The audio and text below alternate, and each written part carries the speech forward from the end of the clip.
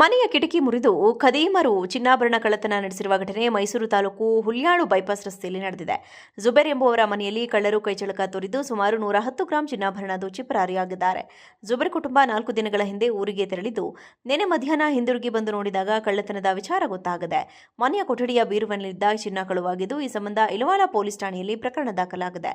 ಮನೆಗೆ ನುಗ್ಗಿದ 6 ಮಂದಿ ಅಪರಿಚಿತರು ಕೇರಳ ಮೂಲದ 3 ವಿದ್ಯಾರ್ಥಿಗಳ ಮೇಲೆ ದಾಳಿ ನಡೆಸಿ ದರೋಡೆ ನಡೆಸಿರುವ ಘಟನೆ ಬೆಂಗಳೂರಿನ ಕೋಣನಕುಂಟೆಯಲ್ಲಿ ಶುಕ್ರವಾರ ರಾತ್ರಿ ನಡೆದಿದೆ.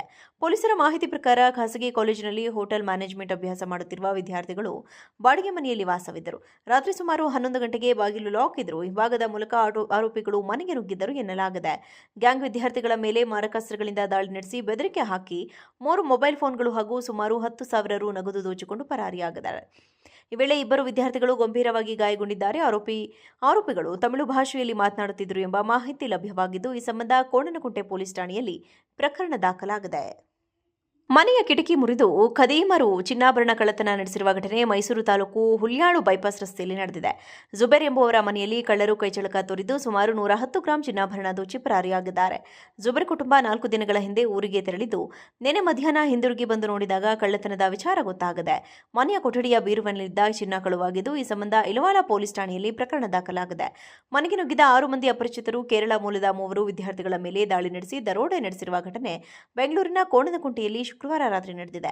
ಪೊಲೀಸರ ಮಾಹಿತಿ ಪ್ರಕಾರ ಖಾಸಗಿ ಕಾಲೇಜಿನಲ್ಲಿ ಹೋಟೆಲ್ ಮ್ಯಾನೇಜ್ಮೆಂಟ್ ಅಭ್ಯಾಸ ಮಾಡುತ್ತಿರುವ ವಿದ್ಯಾರ್ಥಿಗಳು ಬಾಡಿಗೆ ಮನೆಯಲ್ಲಿ ವಾಸವಿದ್ದರು. ರಾತ್ರಿ ಸುಮಾರು 11 ಗಂಟೆಗೆ ಬಾಗಿಲು ಲಾಕ್ ಇದ್ದರೂ ಹಿಂಭಾಗದ ಮೂಲಕ ಆರೋಪಿಗಳು ಮನೆಗೆ ನುಗ್ಗಿದ್ದರು ಎನ್ನಲಾಗಿದೆ. ಗ್ಯಾಂಗ್ ವಿದ್ಯಾರ್ಥಿಗಳ ಮೇಲೆ ಮಾರಕಾಸ್ತ್ರಗಳಿಂದ ದಾಳಿ ನಡೆಸಿ ಬೆದರಿಕೆ ಹಾಕಿ 3 ಮೊಬೈಲ್ ಫೋನ್ಗಳು ಹಾಗೂ ಸುಮಾರು 10,000 ರು ನಗದು ದೋಚಿಕೊಂಡು ಪರಾರಿಯಾಗಿದ್ದಾರೆ. ಈ ವೇಳೆ 2 ವಿದ್ಯಾರ್ಥಿಗಳು ಗಂಭೀರವಾಗಿ ಗಾಯಗೊಂಡಿದ್ದಾರೆ. ಆರೋಪಿಗಳು ತಮಿಳು ಭಾಷೆಯಲ್ಲಿ ಮಾತನಾಡುತ್ತಿದ್ದರು ಎಂಬ ಮಾಹಿತಿ ಲಭ್ಯವಾಗಿದ್ದು ಈ ಸಂಬಂಧ ಕೋಣನಕುಂಟೆ ಪೊಲೀಸ್ ಠಾಣೆಯಲ್ಲಿ ಪ್ರಕರಣ ದಾಖಲಾಗಿದೆ.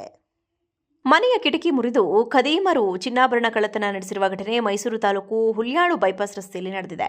ಜುಬೇರ್ ಎಂಬುವರ ಮನೆಯಲ್ಲಿ ಕಳ್ಳರು ಕೈಚಳಕ ತೋರಿದ್ದು ಸುಮಾರು 110 ಗ್ರಾಂ ಚಿನ್ನಾಭರಣ ದೋಚಿ ಪರಾರಿಯಾಗಿದ್ದಾರೆ.